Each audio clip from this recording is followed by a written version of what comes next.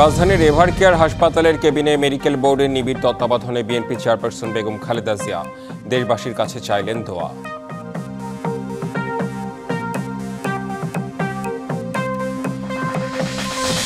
ভূমিকম্প নিয়ে আতঙ্কের কারণ নেই, সতর্কতার তাগিদ বিশেষজ্ঞদের। প্রবাসী বিশেষজ্ঞদের সঙ্গে সমন্বয়ের পরামর্শ প্রধান উপদেষ্টার।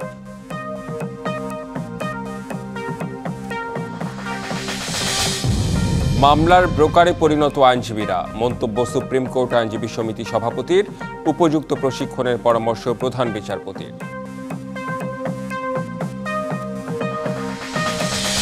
স্বাধীন গণমাধ্যম দেখতে ও তৈরি করতে চায় বিএনপি। দলগুলো না চাইলেও সাংবাদিকরা তাদের পকেটে ঢুকে যাচ্ছে, মন্তব্য ফখরুলের।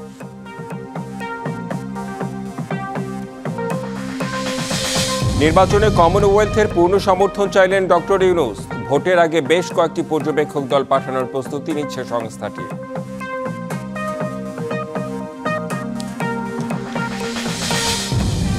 এবং অনেক চ্যালেঞ্জ থাকলেও একই দিনে নির্বাচন ও গণভোট যৌক্তিক মনে করছে সরকার। প্রাথমিকভাবে ৩,০০০ কোটি টাকা অনুমোদন। রাজধানীর এভারকেয়ার হাসপাতালের কেবিনে মেডিকেল বোর্ডের নিবিড় তত্ত্বাবধানে চিকিৎসা চলছে বিএনপি চেয়ারপারসন বেগম খালেদা জিয়ার। দেশবাসীর কাছে দোয়া চেয়েছেন তিনি। তার চিকিৎসকদের একটি সূত্র জানিয়েছে, খালেদা জিয়ার হৃদযন্ত্র ও ফুসফুসে সংক্রমণ ছড়িয়ে পড়ার শ্বাসকষ্ট হচ্ছে, তাই চিকিৎসকেরা তাকে নিবিড় পর্যবেক্ষণে রেখেছেন। হঠাৎ শ্বাসকষ্ট দেখা দিলে রবিবার রাতে জরুরি ভিত্তিতে খালেদা জিয়াকে এভারকেয়ার হাসপাতালে নেওয়া হয়।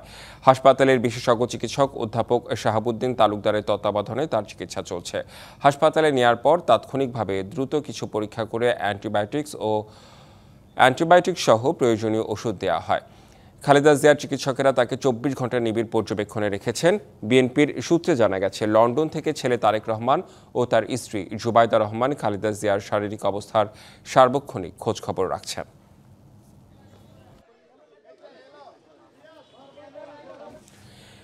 এভারকেয়ার হাসপাতালের কেবিনে মেডিকেল বোর্ডের নিবিড় তত্ত্বাবধানে চিকিৎসা চলছে খালেদা জিয়ার। যে বিষয়টি জানাচ্ছিলাম, সেখানে আছেন সহকর্মী হাসিব পান্থ, সরাসরি যুক্ত হচ্ছেন তিনি আমাদের সাথে।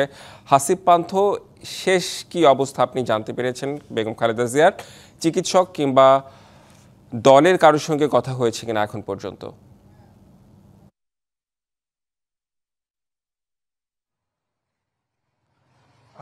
রেদওয়ান, ধন্যবাদ।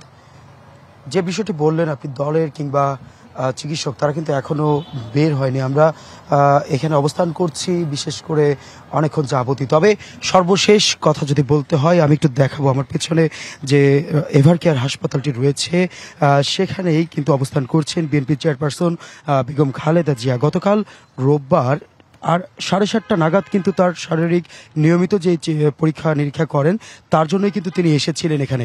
তবে শ্বাসকষ্ট হচ্ছিল, এই পর্যায়ে তার বেশ কিছু পরীক্ষা নিরীক্ষা করা হয়। তবে গতকালই আমরা জানতে পেরেছিলাম তার চেস্ট ইনফেকশনের বিষয়টি, যেটি জানিয়েছিলেন তার মেডিকেল বোর্ডের চিকিৎসকেরা।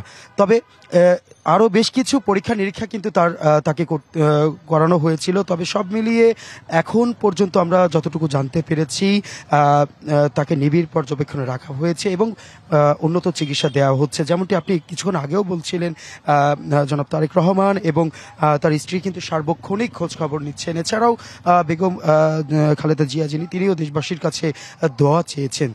পাশাপাশি যদি বলি যে চলতি বছর 7ই জানুয়ারিতে কিন্তু তিনি তার উন্নত চিকিৎসার জন্য দেশের বাইরে লন্ডনে গিয়েছিলেন। পরবর্তীতে 117 দিন সেখানে অবস্থান করে তারপর বাংলাদেশে প্রায় 6ই মেতে তিনি আসেন এবং তারপর থেকে কিন্তু এসে তিনি তার যেই শারীরিক যে প্রতিবন্ধকতা, সেই বিষয়গুলো নিয়ে কিন্তু নিয়মিত তিনি চেক আপ করানোর জন্য হাসপাতালে আসছিলেন।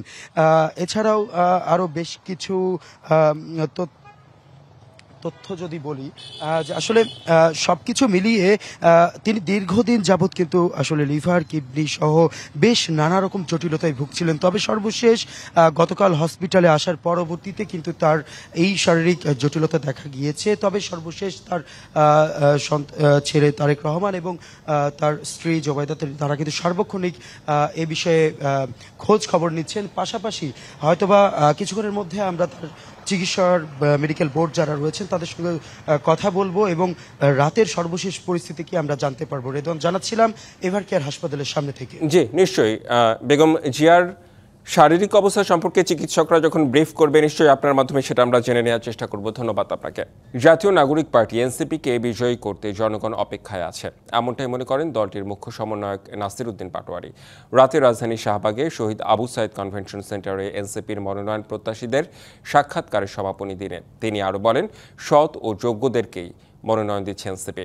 এদিকে যে কোনো চরিত্রে আওয়ামী লীগ ফিরতে চাইলে প্রতিহত করা হবে বলে হুঁশিয়ারি দিয়েছেন পার্টি এনসিপির দক্ষিণাঞ্চলের মুখ্য সংগঠক হাসনাত আব্দুল্লাহ। আমরা 24-এর জেনোসাইডের জন্য যেমন দল হিসাবে আওয়ামী লীগের বিচার চাচ্ছি, 71 সালে যেই সকল দল জেনোসাইডের সাথে সম্পৃক্ত ছিল আমরা তাদের বিচার দাবি করছি। আমরা একপাক্ষিক হতে পারবো না। যারা আওয়ামী লীগকে ফিরিয়ে আনার আলাপ দিচ্ছেন, আপনাদের আলাপ হাসিনার বিচারের পরে ওই আলাপটা প্রাসঙ্গিক হইতে পারে।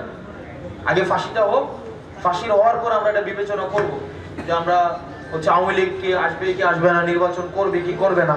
ত্রয়োদশ জাতীয় সংসদ নির্বাচন উপলক্ষে বিএনপির মনোনয়ন পরিবর্তনের দাবিতে যশোর 4 ও মেহেরপুর 2 আসনে বিক্ষোভ করেছেন নেতাকর্মীরা। অন্যদিকে সাতক্ষীরা 3 আসনে মনোনয়ন পুনর্বিবেচনার আশ্বাসে আন্দোলন স্থগিত করে 41 দফা লিফলেট বিতরণ করেছেন ডাক্তার শহীদুল আলমের কর্মী সমর্থকরা। সোমবার বিকেলে যশোর 4 আসনে প্রার্থী পরিবর্তনের দাবিতে বিক্ষোভ সমাবেশ ও মিছিল করেন ফারাজি মতিয়ার রহমানের সমর্থকরা। এ সময় নেতাকর্মীরা বলেন, গত 53 বছরে অভয়নগর উপজেলার কোনো নেতাকে যশোর 4 আসনে ধানের শীষের মনোনয়ন দেওয়া হয়নি। প্রার্থী পুনর্বিবেচনার জন্য হাইকমান্ডের কাছে জোর দাবি জানান তারা। অন্যদিকে মেহেরপুর 2 আসনেও প্রার্থী পরিবর্তন করে জেলা বিএনপি সভাপতি জাভেদ মাসুদ মিল্টনকে মনোনয়ন দেওয়ার দাবিতে বিক্ষোভ মিছিল হয়েছে। পরে সংক্ষিপ্ত সমাবেশে বক্তারা বলেন, দল ও জনগণের স্বার্থে জাভেদ মাসুদকে চূড়ান্ত প্রার্থী ঘোষণার দাবি জানান তারা। এদিকে সাতক্ষীরা 3 আসনে প্রার্থী পুনর্বিবেচনার আশ্বাসে চলমান আন্দোলন স্থগিত করে 31 দফা লিফলেট বিতরণ করেছেন ডাক্তার শহীদুল আলমের কর্মী সমর্থকরা। আশাশুনি উপজেলার বুধহাটায় গণসংযোগ ও লিফলেট বিতরণ করা হয়। মানিকগঞ্জে বাউল সাধকদের ওপর হামলা ও বাউল শিল্পী আবুল সরকারের মুক্তির দাবিতে মশাল মিছিল করেছে ঢাকা বিশ্ববিদ্যালয়ের শিক্ষার্থীরা। রবিবার সন্ধ্যায় গণতান্ত্রিক ছাত্রজোট এই কর্মসূচির আয়োজন করে। টিএসসি চত্বরে শুরু হওয়া মশাল মিছিলটি ক্যাম্পাসের বিভিন্ন সড়ক প্রদক্ষিণ করে রাজু ভাস্কর্যের পাদদেশে গিয়ে শেষ হয়। মিছিলে অংশ নেওয়া শিক্ষার্থীরা হামলার ঘটনার তীব্র নিন্দা ও প্রতিবাদ জানান। একই সঙ্গে তারা সংশ্লিষ্ট কর্তৃপক্ষের প্রতি এই ঘটনায় জড়িত হামলাকারীদের দ্রুত গ্রেপ্তার করে আইনের আওতায় আনার দাবি জানান। মানিকগঞ্জের ঘিওর উপজেলায় গানের অনুষ্ঠানে ধর্ম অবমাননার অভিযোগে বাউল শিল্পী আব্দুল সরকারকে গ্রেপ্তার করে আইনশৃঙ্খলা বাহিনী। তার মুক্তির দাবিতে 23শে নভেম্বর আয়োজিত শান্তিপূর্ণ মানববন্ধনে মানিকগঞ্জ জেলার সর্বস্তরের আলেম, ওলামা ও তৌহিদি জনতা ব্যানারে একদল লোক হামলা চালায়। এই ঘটনার প্রতিবাদে সারা দেশে ক্ষোভ ছড়িয়ে পড়ে, যার ধারাবাহিকতায় ঢাকা বিশ্ববিদ্যালয়ের শিক্ষার্থীরাও মশাল মিছিলের মাধ্যমে উদ্বেগ প্রকাশ করেন।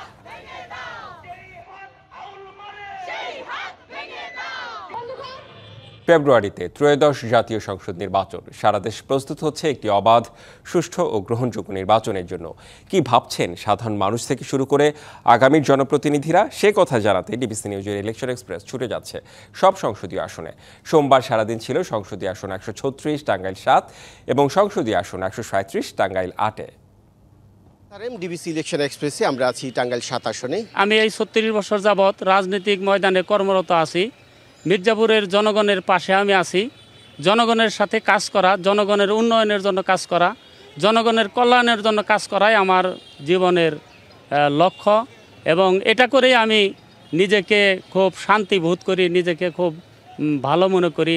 মানুষের কল্যাণে নিজেকে নিয়োজিত করাটাই আমার কাছে খুব ভালো লাগে। ভিপি নুরুল হক নূর সহ আমরা নির্যাতিত, নিপীড়িত হয়ে, হামলা মামলা, জেল জুলুমের শিকার হয়ে এই মেধাবীদের জন্য আমরা কিন্তু চাকরি সহজ করে দিচ্ছি, বৈষম্য দূরীকরণ করেছি। আমি এই টাঙ্গাইল 7 আসনে ট্রাক প্রতীকে মনোনীত হয়েছি। ট্রাক প্রতীকের জন্য আমরা মির্জাপুরে কোনো রাজনৈতিক দলের উপর নির্যাতন করিনি, অহেতুক তাদের বিরুদ্ধে মামলা করে তাদের হয়রানি করিনি। রাজনৈতিক বিবেচনায় মির্জাপুরের পরিবেশ পরিস্থিতি অনুযায়ী তারা ধানের শীষকেই ভোট দেবে বলে আমি বিশ্বাস করি। তারা বলতে চায় যে ইসলামপন্থী যারা তারা নারীদেরকে কুক্ষিগত করবে, ঘরে আবদ্ধ রাখবে, তাদের আবরু ইজ্জত দেখে তারা যে কোনো কাজ করতে পারবে।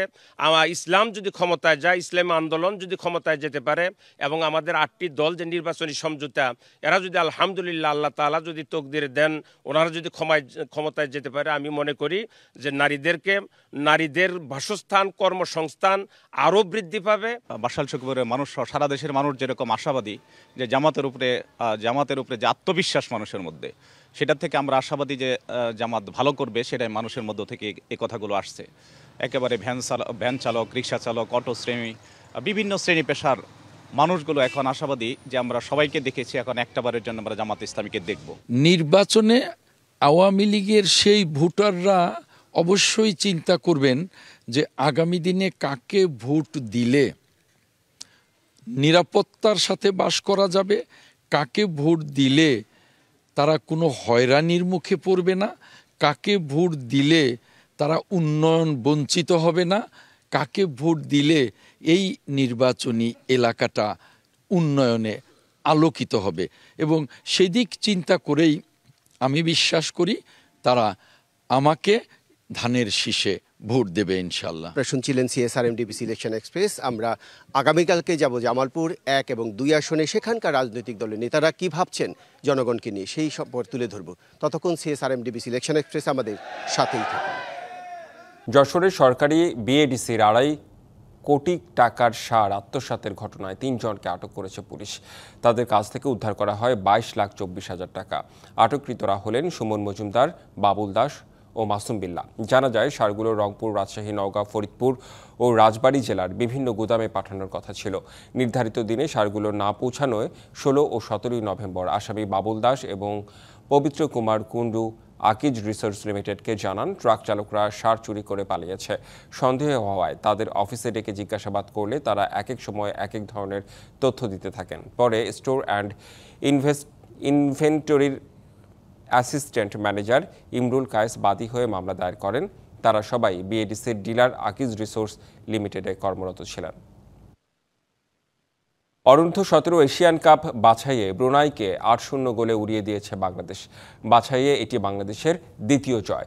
নিজেদের প্রথম ম্যাচে পূর্ব তিমুরকে 5-0 গোলে হারায় গোলাম রব্বানী ছোটনের দল।